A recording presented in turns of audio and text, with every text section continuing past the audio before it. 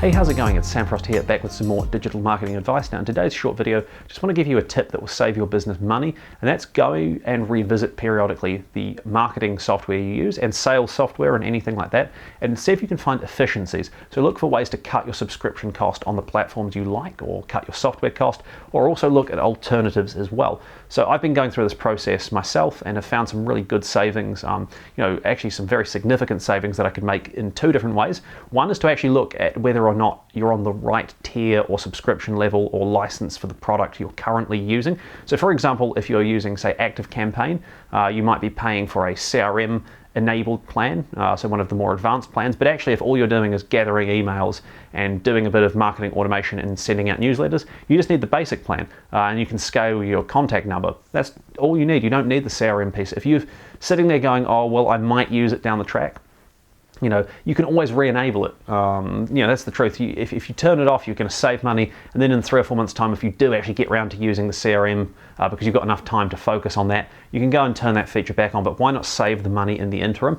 What I tend to find is there's this sort of attitude of, oh well, I'll use that feature at some point, almost hoarding the software, or hoarding the functionality it provides across all sorts of different types of software, and you wind up paying more than you need to. So go and look at any product you're paying for, whether it's a marketing automation or email tool like MailChimp or ActiveCampaign, HubSpot, anything like that, reporting software, all those kind of things that you could be using to help your digital marketing. Go and review those and actually see, are you getting good value? Could you downgrade your plan? Is there any other way to save?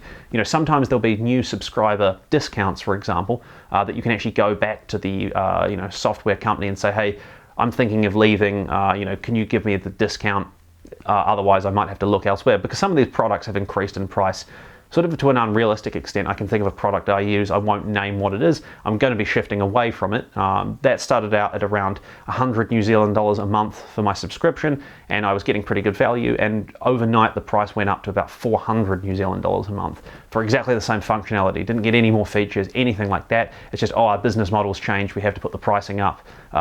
It's just too much for what it is, so I'm going to look at alternatives. And that brings me on to my next point, that is, once you've exhausted the pool of potential savings from looking at your existing products and seeing if you could downgrade or cut out features or whatever you're not using or needing, the other thing to look at is whether you can actually find alternatives that are better. So for example, a common area I've seen some savings is with businesses looking at moving off, say, HubSpot to ActiveCampaign. Now, I'm not here in this video to talk HubSpot and ActiveCampaign specifically, but I've worked with a few clients where they've not really maximized the value of HubSpot, and they've actually been able to shift to something like ActiveCampaign that's a lot more competitively priced for what they want, which is primarily marketing automation via email with a bit of a basic CRM system, and they've saved hundreds or thousands of dollars a year.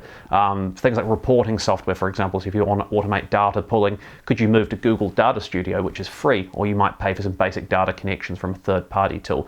Look at platforms that give you really good discounts for sort of buying lifetime subscriptions as well. So for example, Appsumo.com, this is not a plug, I'm not an affiliate or anything like that, but Appsumo's often got some really great software at good discounts. You might have to pay more upfront, so instead of paying $50 for a month's worth of access, you might have to pay $250 for a Appsumo code, but then you can get lifetime access or a way longer period of access that works out far cheaper. So look around for sort of one-off discounts and deals, oftentimes buying a lifetime license or a sort of annual subscription rather than a monthly subscription as well. Just a bit of advice there. This can be a really good way to save, $10, $50, $100, $250 a week.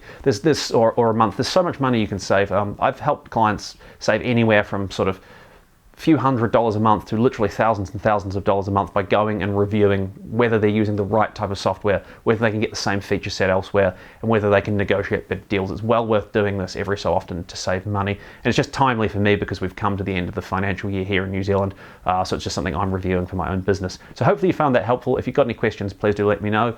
Leave this comment below. You can email me on info@samfrost.co.nz. Like this video if you found it helpful. Subscribe for more advice, and I'll see you next time.